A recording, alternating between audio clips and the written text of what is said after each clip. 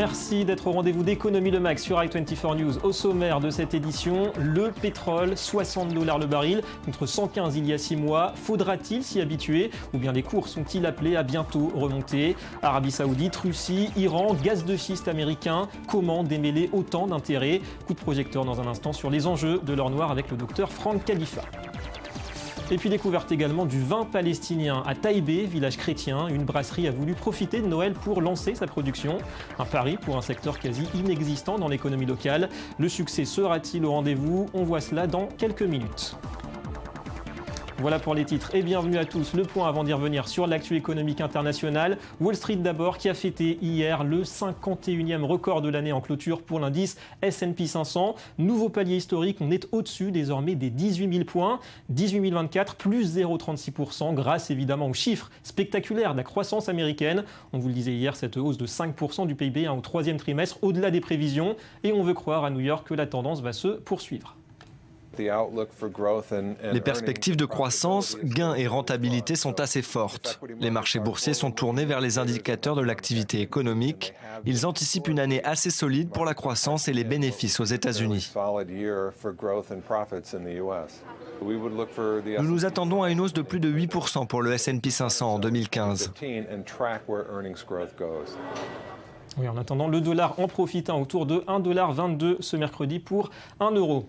Et puisque tout semble aller si bien aux États-Unis, autre conséquence de l'embellie économique, c'est le secteur du tourisme qui fait le plein en cette période de fin d'année. Les aéroports sont remplis, 5,7 millions de passagers sont attendus dans les avions pour la saison des fêtes. La fréquentation des hôtels est en hausse elle aussi de 5%. Il faut dire que la baisse des prix du pétrole est aussi passée par là. C'est sans doute parce que l'économie va un peu mieux et aussi parce que les compagnies aériennes proposent beaucoup de bonnes affaires. Les gens en profitent à mon avis. Et pendant ce temps, d'autres se réjouissent un peu moins de la chute des cours de l'or noir. En visite à Nadjaf hier en Irak, vous le voyez, 3e lieu saint chiite. Ari Larijani, le président du Parlement iranien, est revenu sur les raisons et l'impact de cette baisse des prix pour l'économie de son pays. On l'écoute. Il ne fait aucun doute que la chute des prix du pétrole est une conspiration. Mais la situation de l'Iran est différente, parce que nous travaillons et nous continuerons à travailler pour augmenter nos revenus non pétroliers.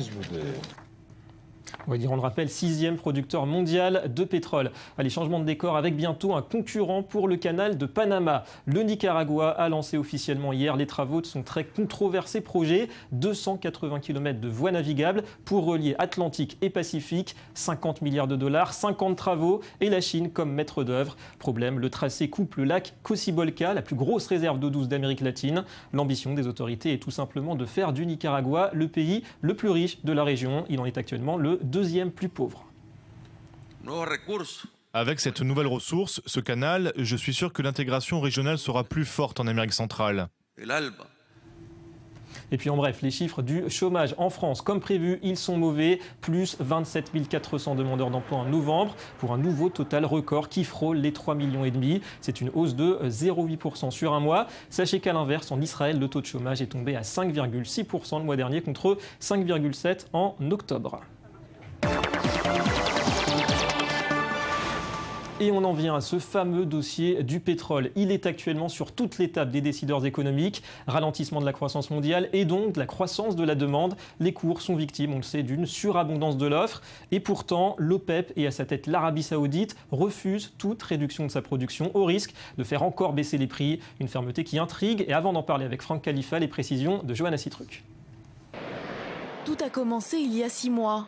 Entre janvier et juin, la croissance de la demande de pétrole est divisée par 2. Une demande en baisse face à une offre qui reste identique. Un déséquilibre qui entraîne la chute des cours.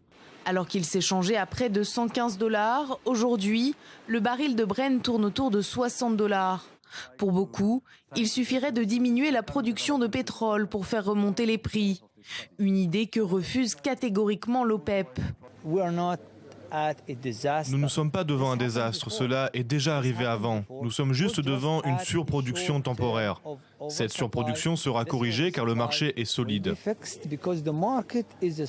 Dans une interview accordée au Financial Times, le ministre saoudien du pétrole va encore plus loin. Il explique que même si le baril descend à 20 $, l'Arabie saoudite ne baissera pas sa production. Cela n'aurait aucun intérêt pour le pays et risquerait de lui faire perdre des parts sur le marché du pétrole, au profit sûrement du gaz de schiste américain. Nous ne savons pas ce qui va se passer à l'avenir, mais ce dont nous sommes sûrs, c'est que ceux qui ont les plus grandes capacités de production contrôleront le marché. Des capacités de production élevées pour un coût dérisoire. Produire un baril de pétrole ne coûte à l'Arabie Saoudite que 4 à 5 dollars et à peine plus pour ses voisins du Golfe. Contrairement à d'autres, ces pays n'auront donc aucun mal à supporter cette faiblesse des prix du Brent à long terme ou même une nouvelle chute des cours. Et les autres, on les connaît, l'Iran, le Venezuela et la Russie évidemment, qui subissent eux déjà de plein fouet cette chute des cours, sans parler du très coûteux schiste américain. Nous accueillons le docteur Franck Khalifa. Bonjour. Bonjour. Bienvenue à vous. Vous êtes entre autres professeur certifié hors classe d'économie-gestion et vous avez publié cette année ce livre Difficile laïcité aux éditions L'Harmattan. D'abord, Franck Khalifa, le contexte de cette chute des cours du pétrole. Est-ce qu'on peut dire que les conditions finalement étaient réunies pour un tel scénario ?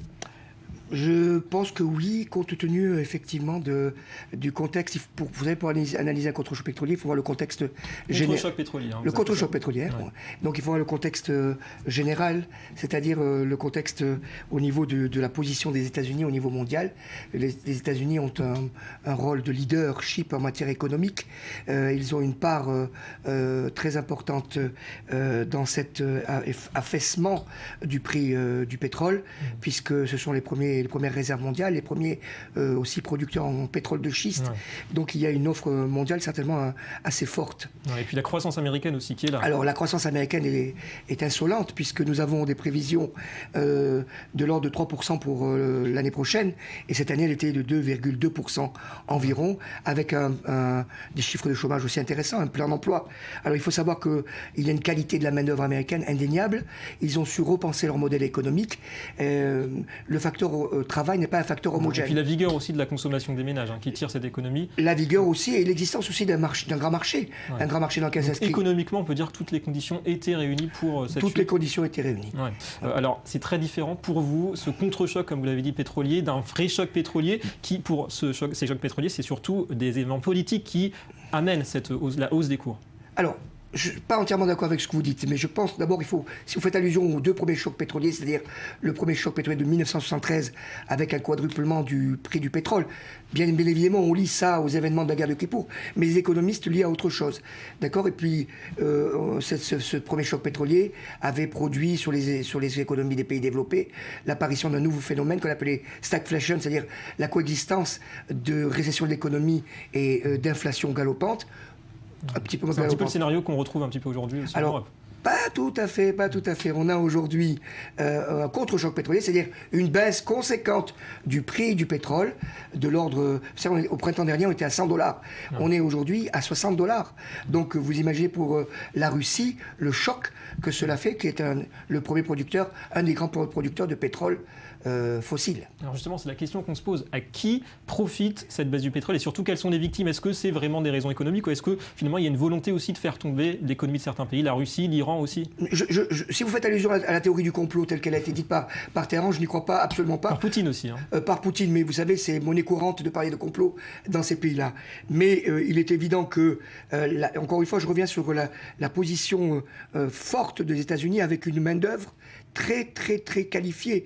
Je vous disais tout à l'heure que le facteur travail n'est pas homogène, il faut impliquer davantage des facteurs tels que la motivation des hommes, il y a aussi la culture, voilà, c'est des choses qu'on ignore, mais il y a beaucoup de dotations aux facteurs travail. En ce qui concerne la Russie, le décrochage du rouble, évidemment, a été... Il est imputable directement à la baisse des cours. Pardon, d'accord. Il est imputable directement à la baisse des cours, on est d'accord. Il est imputable à la baisse des cours, mais il est aussi imputable à des pays comme des pays de l'Europe centrale et orientale, plus exposés au niveau bancaire. Il y a des fragilités qui existent, structurelles, au niveau de ce pays. Et, en ce qui concerne la Russie, il y a eu un fonds de crise aussi ukrainienne. Bon, il faut savoir que Poutine a fait quand même rapatrier plus de 1000 milliards de dollars des oligarques et qui se sont... soutenir un petit peu. Ouais. Ah oui, ça n'a pas que soutenu. Ça a permis justement au rouble, quelque part, d'éviter la catastrophe. Et vous pensez qu'en dehors de ces victimes, donc la Russie, l'Iran, est-ce qu'au final, la chute des cours peut profiter à l'ensemble de la croissance mondiale, comme le dit d'ailleurs le FMI ? Moi, je suivrai. Le FMI a toujours une vision très capitalistique. On est un peu plus pessimiste en France, par exemple. Pour le cas de la France, on a quand même des éléments négatifs. Même en Europe, on a quand même une déflation, un potentiel déflationniste. On a un effet limité du pacte de responsabilité, qui n'a pas joué tout le rôle qu'il voulait. On a une courbe de chômage en France. Par contre, on a une hausse ce mois-ci. Oui, mais qui est en hausse et qui va continuer, selon les estimations, à progresser en 2015. Mais c'est quand même un cadeau du ciel, cette chute des cours pour les ménages français et aussi pour la facture énergétique. Alors, on n'explique pas tout par la facture énergétique, mais il est évident que cette conjoncture favorable d'un euro déprécié à 1,23$ à peu près, des taux très bas de la Banque centrale européenne, des taux directeurs, et un prix de baril qui va se stabiliser autour de $70, on tape... Ça, vous y croyez donc? Ce sont les experts qui disent qu'on va avoir cette stabilisation. De toute façon, on est en train de sortir de cette dépendance énergétique, puisqu'il y a d'autres énergies qui sont en train de se développer. Alors on tape pour la France, en 2015 par exemple, sur une croissance de PIB de 0,3 au premier trimestre 2015, 0,3% au deuxième trimestre. Donc finalement 2015. Très peu d'effet pour l'impact du pétrole sur l'économie française. Un effet relatif, c'est-à-dire de l'ordre, en tout cas la politique telle qu'elle a été prévue par le ministre Michel Sapin, semble prendre forme. Et le mot de la fin, est-ce que pour vous les cours vont vraiment sensiblement remonter au niveau mondial l'an prochain? D'après les experts, ils vont se stabiliser à un prix du Brent. Ce Brent, vous savez que c'est comme ça on désigne le baril de pétrole. On va se stabiliser autour de $70. Merci beaucoup, docteur Franck Khalifa, d'avoir accepté notre invitation. Merci David. Allez, on se tourne du côté du Moyen-Orient. On va parler de bière et de vin palestinien à 20 minutes de Ramallah, dans la ville chrétienne de Taïbé. Une brasserie a décidé de se mettre à la culture de la vigne et elle entendait profiter de la fête de Noël pour le lancement de son vin 100% local. Les détails, les images, Daniel Roth, Antenne Liesme. Taïbé est célèbre pour sa bière, elle pourrait l'être désormais pour son vin. Basée dans la ville chrétienne de Cisjordanie, la famille Khoury a créé dans la foulée des accords d'Oslo en 1994 les brasseries Taïbé. Désormais, elle a décidé de cultiver la vigne. Nous voulions nous développer de la même manière que nous avons fait avec la bière. Nous avons décidé de produire du vin, une manière de combler une lacune dans le pays. Après des mois de recherche, le lancement coïncide avec la saison de Noël.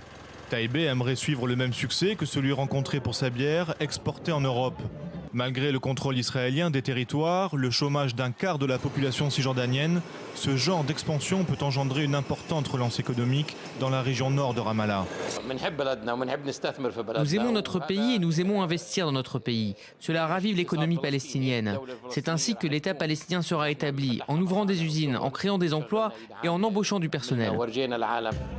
La bière de Taïbé, la Golden, est devenue si populaire qu'un festival de la bière y est organisé chaque année, attirant des visiteurs du monde entier.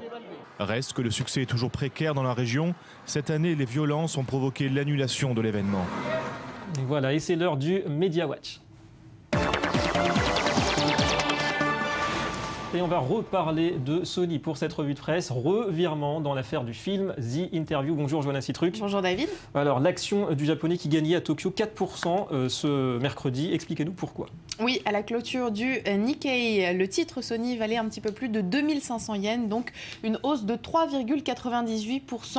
Alors pourquoi une telle augmentation? Pourquoi un tel revirement de situation? Eh bien tout simplement parce que mardi, donc hier, Sony Pictures a fait volte-face pour défier les pirates qui l'ont attaqué. La filiale américaine du groupe japonais Electronic a en fait décidé de revenir sur l'annulation de la sortie du film L'Interview qui tue. La comédie sera donc projetée comme convenu à partir de jeudi 25 décembre, donc à partir de demain, mais dans quelques 200 salles de cinéma au lieu des 2500 initialement prévues. En tout cas, Sony qui a franchi le pas pour le plus grand plaisir sans doute de Barack Obama. Et puis Joanna, l'ubérisation de l'économie, un nouveau concept, un néologisme que l'on doit au français Maurice Lévy. Oui, dans une interview, Maurice Lévy, une interview au Financial Times, le PDG de Publicis explique qu'il craint que l'économie française ne se soit ubérisée. Effectivement, il y a par exemple Airbnb qui pénalise les hôteliers, il y a Amazon qui pénalise les éditeurs ou encore les libraires, il y a Google qui pénalise